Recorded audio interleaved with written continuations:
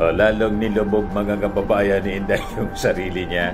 Bakit dyan, Mr. Maravillas? Una, doon sa kanyang statement na I am appointing myself as a designated survivor. Nang tanungin siya, mga kababayan, kung mag-attend siya ng SONA ng ating Pangulong Bongbong Marcos. Sagot niya, no, I am appointing myself as a designated survivor. Ngayon, siyempre ayaw sa tantanan ng mga curious na media. Inihingan siya mga kababayan ng rason. Sabi ni Inday, hindi na niya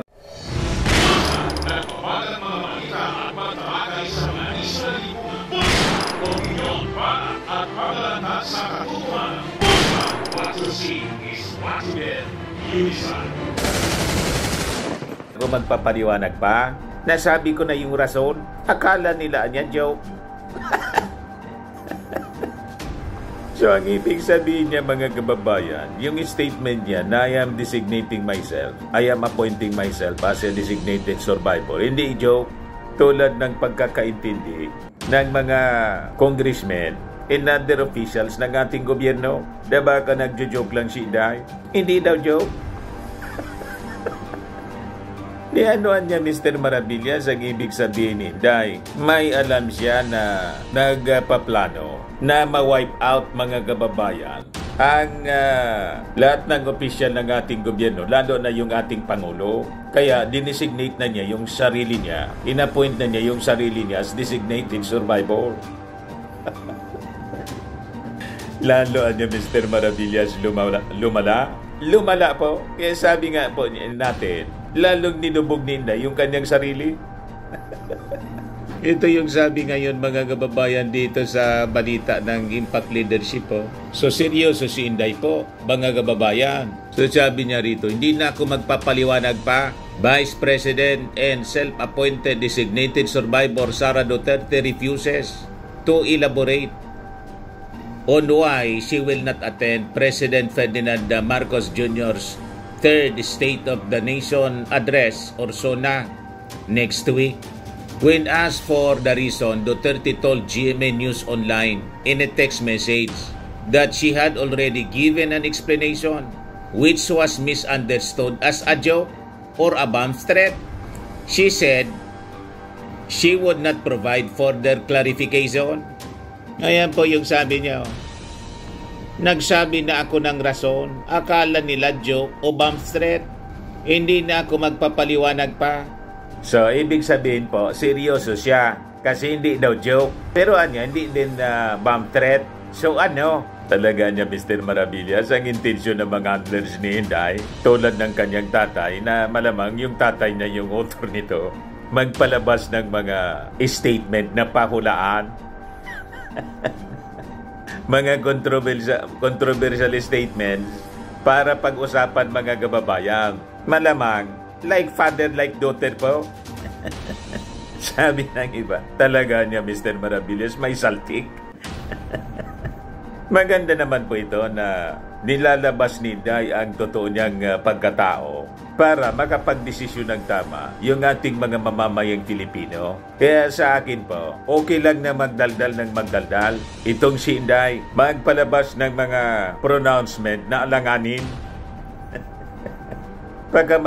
para po makapagdesisyon ng tama yung ating mga mamamayang Pilipino. Lalo't ang intensyon mga kababayan ay to make over bilang Pangulo ng ating bansa, kasi siya na mismo yung nagsabi na dinesignate na niya, inappoint na niya yung kanyang sarili as designated survivor. Tama. Yan, kung may mangyaring masama sa ating Pangulong Bongbong Marcos, kung saan kaya na-interpret ng mga mamamayan at ng mga opisyal as in bad taste. Kung baga reckless siya, reckless statement, tasteless, sabi nga po ni Coco Pimentel, yung pinakang latest na nagsalita. Sabi naman po ng isang congressman, toxic politics niya yung ginagawa ni Inday Sara. Sabi naman po ni Congressman Achua ng Manila, bad joke niya. Pero sabi ni Inday, hindi man na niya yan joke. Pero hindi na ako magpapaliwanag pa. Nasabi ko na niya yung rason. And because of this statement po, nag-ani na naman po ng mga negative reactions yung naging statement ni Inday. Ayan po mga kababayan, sabi ni Katrina Gomez Chua, dapat niya siyang imbestigahan. Dapat niya na kung saan niya dinala yung confidential funds. Lagi na sa inyo yung full story ng balitang yan. Click subscribe muna dito sa ating YouTube channel and hit the notification bell para lagi po kayong updated sa mga kaganapan dito sa ating bansa. Like and share na rin po ninyo ang ating video. At huwag na rin po ninyo na skip yung ating mga commercial ads para tuloy-tuloy lang ang pag-unlad ng Bagong Pilipinas. Sa mga nagana po ng malinis and spacious fitness gym, pumunta lang po kayo sa aming Colossal Fitness Gym. We also offer Grab Car Rental with our brand new 2023 model ng Toyota Innova. We also accept booking for those who are planning to travel via PAL, Cebu Pacific, and other airline companies, local and international, and bills payment for Meralco Bills, Aleco Bills, PLDT, etc. Ang Colossal Fitness Gym is located at 3rd floor Security Bank Building, Lanco Business Park, Legazpi City, Albay. For inquiries, look for Jilon Maravillas. Contact number 0966-802-0949. Yan po yung aming Innova. Lagi na pong matao sa amin.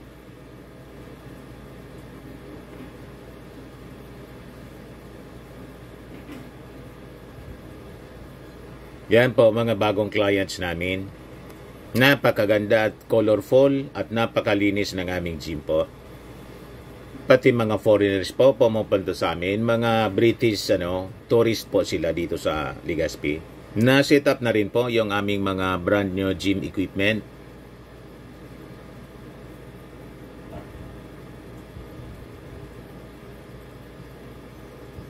May treadmill na rin po kami. Ito naman po yung bago naming product na binibenta online. Eye Glow Serum, whitening po siya. Tingnan ninyo yung epekto sa aking anak na architect before and now. Yung mga inquiries po ninyo, dumiretso na lang kayo sa kanyang Facebook account, Riz Maravillas. Ito naman po, Firmax Firming and Lifting Cream, pinapahid po sa mga pulses in affected area. Mainam po sa paninigas ng mga kaso-kasuan. Ito naman po, Automax Radiant Serum. Sa mukha naman yung application, anti-aging po siya. You will look 10 years younger than your age. Sa mga cancer patients naman po, baka lang gusto ninyo itong itry. Naing siya red mix fruit drink. Hindi mo po siya gamot, food supplement siya. Kaya lang, gawa siya mga kababayan sa goji berry. Yung goji berry may anti-cancer properties. O ngayon, yung mga inquiries ninyo, dumiretso na lang kayo sa aming messenger sa Facebook para masagot namin agad. Ayos pa? Ayos na ayos niya, Mr. Maravilla. Lang ganyan, kaya hindi umunta ng Pinas. Napunta tuloy sa usapan ng confidential funds, mga kababayan. This plus niya, yung word statement niya na designated survivor. Yun ang ibig sabihin na dapat imbestigahan. Sabi ni Rofi Sanchez, saan siya nag-survive, ma'am? No to any Duterte. Dumami mga insik at pugo dahil kay Poong Digong. Mamaya, malamang sabi talaga si Digong, mga kababayan. Yun na yung tinutumbok sa investigasyon ni Risa Ontiveros. Ibigay ko sa inyo mamaya yung kwento, mga kababayan. Sabi ni Rofi Sanchez, unseat niya si PBBM, kaya peace rally ko mga pamilya. Sabi ni Josil, Kabulaw, Gorgor Survivor. Talagang dinidisplay, mga kababayan niya, yung kanyang yung piklat sa kanyang lieg. Laging nakadisplay, mga kababayan. Ako tingin ko self-inflicted ito, mga kababayan, na piklat niya sa lieg. Sabi ni Oliver Lawas Borromeo, Congress should withhold all the budget of her office. Sabi ni Mario King Cruz, greed in power can lead to insanity. Di ba? Tama yung ating mga analysis. Negative yung impact po. Ang akala ng mga handlers ni Inday sa pagpapalabas niya ng mga ganyang pananalita, it will create curiosity at lalo siyang sisikat at magugusto sa kanya, maawa sa kanya yung ating mga mamamayang Filipino. Baliktad po yung epekto. Lalo nilulubog ni Inday yung kanyang sarili. Sabi nga natin, self-destruction yung ginagawa ni Inday. Self-political distraction. Sabi ni Nidia Verdadero, there's nothing to explain. Actions speak louder than words.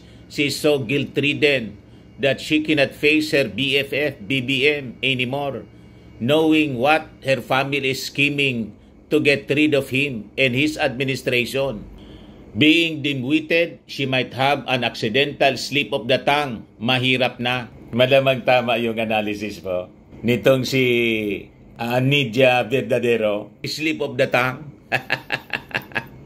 Sabi ni Orlando Sionosa Jr., just like being silent about WPS issue, about still no explanation on the 125 million in 11 days.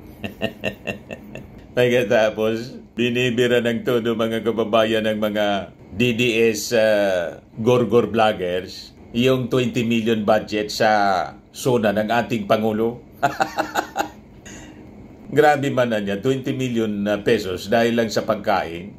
Sabi po ng Congress, ng Secretary General ng Congress po, hindi man lang yun sa pagkain, pati sa mga repairs and other preparations po para maisaayos ng maisagawa ng maayos po yung third SONA ng ating Pangulong Bongbong. Ginagawa nila ng issue para siraan yung ating Pangulong Bongbong Marcos. Nang ibig sabihin, gustong magwaldas ng ganong kalaking halaga just for the SONA.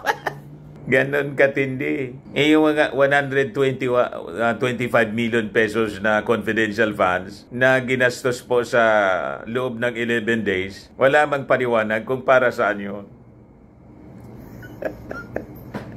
O diba?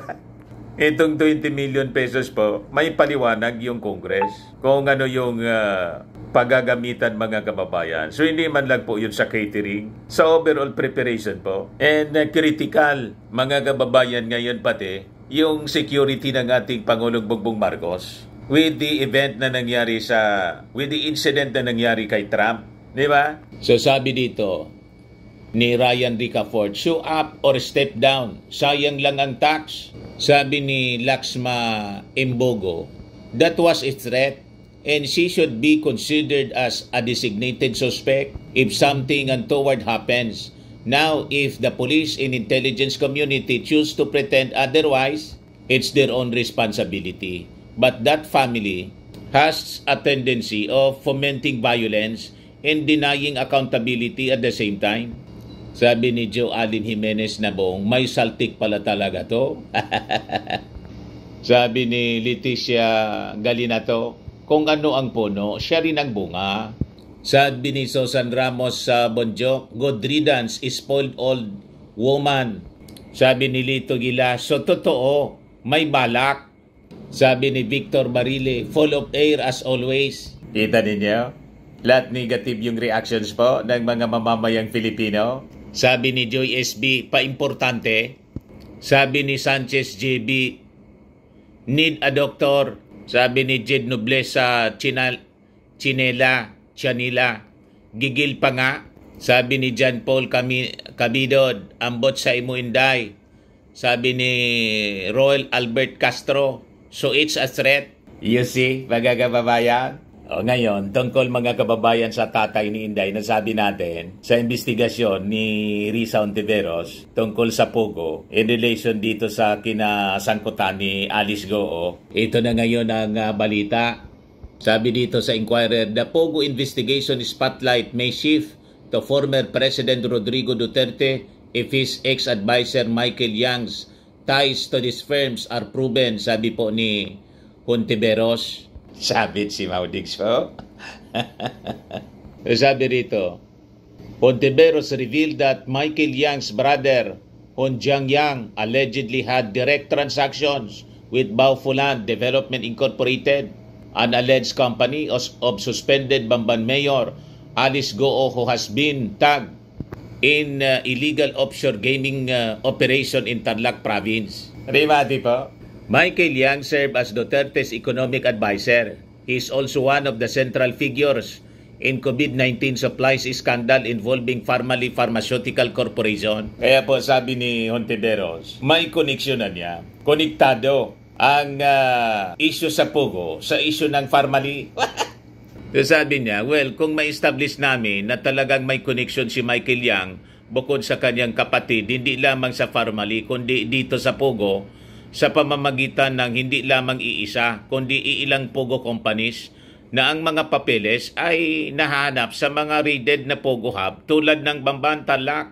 Then, syempre, dahil naging mataas na advisor siya kay Duterte at malapit sa dating presidente, then, of course, maitatanong din namin kung ano ang posibleng koneksyon ng dating presidente sa Pogos na ito. Sabi po ni Ontiveros. So lumalalim mga kababayan, lahat papunta sa direksyon ng Davao. So sabi dyan mga kababayan, Yang may be involved in criminal activities related to offshore gaming operations since his firm, Sionwi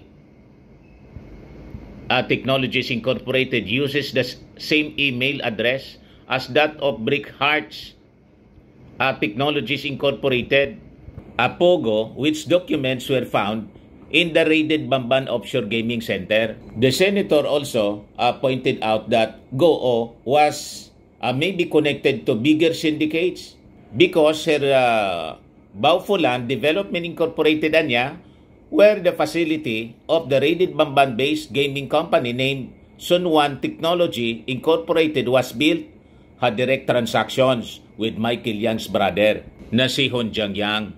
Pero mukhang Farmally Group ito, same cast of characters, kaya malagang we get into the root of it dahil mukhang itong grupong ito, itong Farmally Group ay posibleng nandun nga sa roots ng problema natin sa Pogo. So nagiging very very exciting mga kababayan ang drama sa Senado at connecting the dots, ang direksyon mga kababayan papunta sa bahay ni Maudigs. Papunta mga kababayan sa Davao. The same group. Anyway, subaybayan na lang po natin yung mga kwentong ito sa mga susunod na araw. Yan lang po yung ating short video for now. Ako po si Dante Maravillas. Bye-bye po. God bless.